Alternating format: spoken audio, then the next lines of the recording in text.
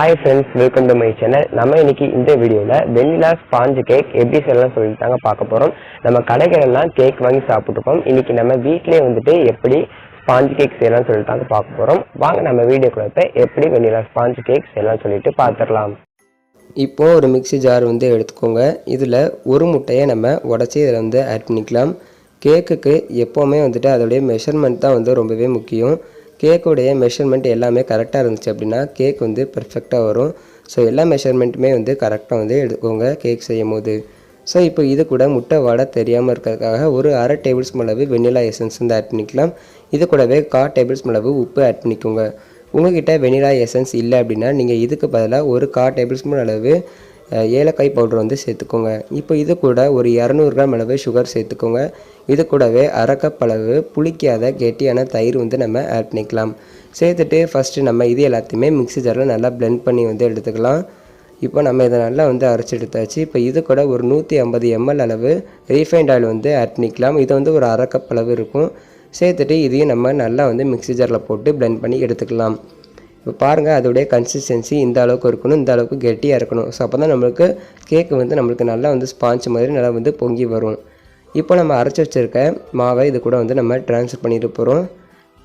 சேர்த்துட்டு நம்ம இது கூட இப்போ ஃபுல்லாகவே ட்ரை இன்க்ரீடியன்ஸ் வந்து நம்ம ஆட் பண்ண போகிறோம். ஸோ ஃபுல்லாகவே நல்லா வந்துட்டு வலிச்சிட்டு வந்து சேர்த்துக்கோங்க மிக்ஸி ஜாரில் இருக்கிறத. இப்போ இது கூடவே வந்துட்டு 200 கிராம் அளவு மைதா வந்து ஆட் பண்ணிக்கோங்க. செலிச்சிட்டு வந்து சேர்த்துக்கோங்க.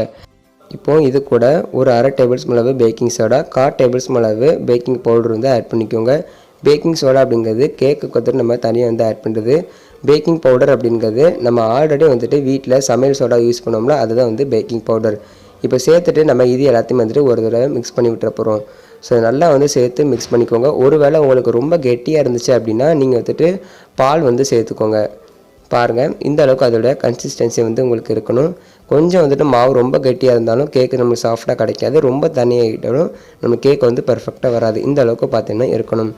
இப்போ ஒரு குக்கர் எடுத்துக்கோங்க. நம்ம இந்த குக்கரில் தான் வந்துட்டு நம்ம இன்றைக்கி கேக்கை வந்து வேக வச்சு எடுத்துக்க போகிறோம்.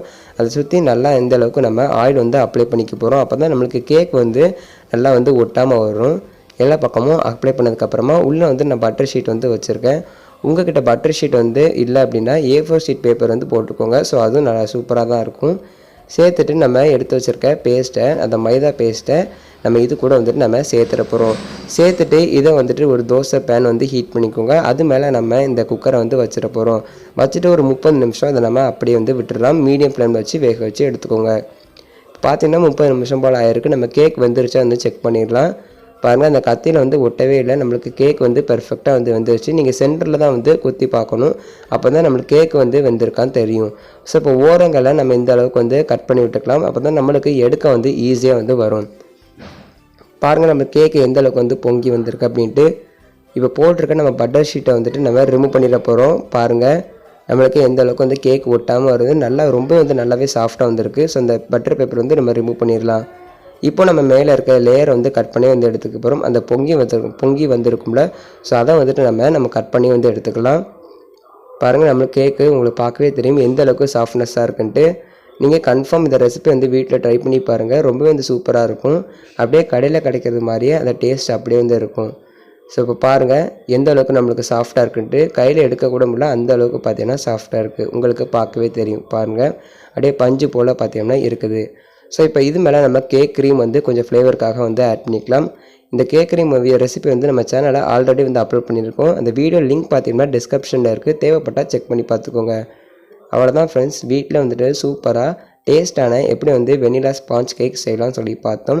இந்த வீடியோ உங்கள் எல்லாத்துக்குமே பிடிச்சிருக்குன்னு நினைக்கிறேன். இந்த வீடியோ பிடிச்சிச்சுன்னா மறக்காமல் நீங்கள் நம்ம சேனலை சப்ஸ்கிரைப் பண்ணிக்கோங்க. இது போல் வீடியோஸை மிஸ் பண்ணாமல் பாருங்கள். இப்போ நம்ம க்ரீம் எல்லா பக்கமே வந்து அப்ளை பண்ணியாச்சு. இப்போ நான் உங்களுக்கு வந்து கட் பண்ணி காட்டுறேன்.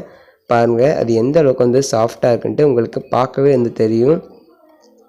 பாருங்கள், அந்த க்ரீமோடு சாப்பிட்றதுக்கு ரொம்பவே வந்து டேஸ்ட்டாக இருக்கும். இந்த க்ரீமை வந்து 2 இன்க்ரீடியன்ட்ஸ் வச்சு நம்ம ஈஸியாக வந்து ரெடி பண்ணிடலாம். இது வந்து ஒரு பெரிய விஷயமே கிடையாது. தேவைப்பட்ட அந்த வீடியோ வந்து செக் பண்ணி பார்த்துக்கோங்க. டிஸ்கிரிப்ஷனில் தான் லிங்க் வந்து கொடுத்துருக்கேன். பாருங்கள், அந்த கேக்கு அந்த க்ரீமோடு பார்க்கறதுக்கு ரொம்பவே வந்து அழகாக இருக்குது. டேஸ்ட்டுமே வந்து பர்ஃபெக்டாக இருந்துச்சு. மறக்காமல் நீங்கள் உங்கள் வீட்டில் ட்ரை பண்ணி பார்த்துட்டு உங்களோட எக்ஸ்பீரியன்ஸ் எப்படி இருந்துச்சு கமெண்ட்டில் ஷேர் பண்ணுங்கள்.